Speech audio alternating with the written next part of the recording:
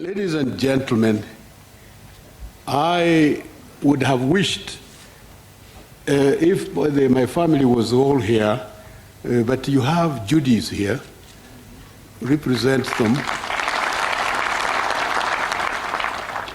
Very good indeed. Asante sana.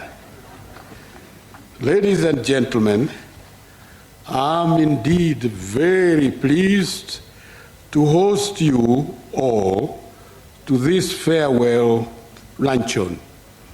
Let me at the very outset express my sincere gratitude to you all for the support you have given me and the government over the last 10 years. Through the effective discharge of your various responsibilities, you have greatly contributed to the delivery of the presidential mandate to the Kenyan people. We have all come a long way, and it has not yet been done. It's not been easy. Indeed, we have encountered many challenges on the way, but through your determination, dedication, and hard work, we have been able to live up to the expectations of the Kenyan people. Indeed, I have heard it being said in various and numerous forums that we have left a proud record of achievement. I want all of you to feel an integral part of this success story and to be proud of it. The public service has been one of the most critical institutions in our development efforts. You have provided important government services to millions of Kenyans in hospitals, schools, police stations, foreign missions, government ministries, and other institutions. I thank you for your diligence and commitment. Ladies and gentlemen, the public service makes the state visible to citizens. It is the most tangible link between a government and her people.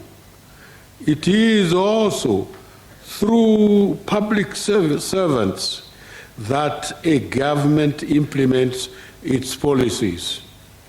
The Kenyan public service has been exceptional in carrying out this function. At the planning level, government technocrats were able to convert our manifesto into workable projects and programs. Economic recovery strategy for wealth and employment creation was the first document which guided our urgent recovery efforts after I took office. Thereafter, our Vision 2030 was developed to guide us in the journey of transforming Kenya.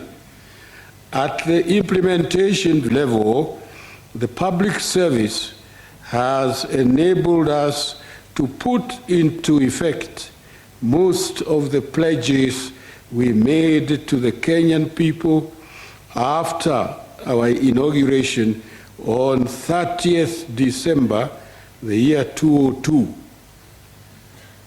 These include free primary education, infrastructure development, increased tax collection, maintenance of law and order, reform of our public institutions, and the promulgation of a new constitution in the year 2010. In the same period, we introduced the performance contracting and rapid results initiatives that have been replicated elsewhere in the world. I urge our public service to uphold these values as they have clear deliverables that help us keep focus on achieving development targets. Our efforts won international accolades. I do recall with gratitude that in the year 2007, Kenya was awarded the United Nations Public Service Award in recognition of improved transparency and accountability. I urge you to uphold the same standards of hard work as well as the customer and result-oriented approach in delivering services to our people. Ladies and gentlemen, as I conclude, I would like to say that I am extremely proud of the achievements of the Kenyan public service over the last 10 years. I appreciate every single public servant from the support staff to the middle-level professionals and senior civil servants.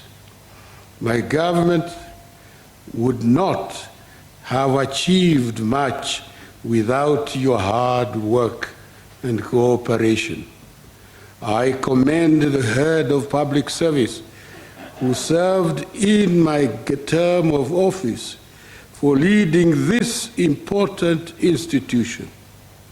I urge all public servants to extend undivided loyalty and support to the incoming administration in their efforts to improve the welfare of Kenyans across the country. Finally, on behalf of the First Lady and the rest of my family, and on my own behalf, I would like to say a very special thank you to the staff of State House for their exceptional service and commitment in the last 10 years. I thank you and God bless you. Ladies and gentlemen, this is a period I have worked, I like it, and I don't think of it as being the end, neither is it the beginning. And it isn't any of those two. It is not the end and it's not a beginning. And ladies and gentlemen, I would like you to work. Let us improve. Let us improve what is left. That is what we are called upon to do. Above all, let us work with each other. What is the use of your being jealous towards your neighbor? You know it's foolish. It is truly the most foolish game. But you know, you find a lot of people who otherwise would be very useful, but they don't carry on. They still feel badly towards somebody else. And not because he's done anything, just because he's doing slightly better or he's being appreciated by the public. You know, nobody stands up to congratulate himself. People who are congratulated, it is done by others. And now instead of you seeing that aspect, you are jealous towards the person who has been congratulated. Now what has he done wrong? Nothing. But somehow you go away feeling very bad. Huyu mtu anajitangaza na yeye hajajitangaza na wala hajajisifu, wanaomsifu ni wengine, na wewe huwezi kuambia wale wengine msifu, sifu pana sifu huyu, mngesifu mimi mwenyewe. Now that is what most people can't do. What you really ought to do is to listen. Why is he being praised? Because he has been helpful to the other people around him. He has been helpful. So thank you, ladies and gentlemen. Asanteni sana. Na tutasema asante kwa bidhaa hizi zote tutazichukua na ziko sawa sawa sana. Thank you very much indeed. Asante. Thank you.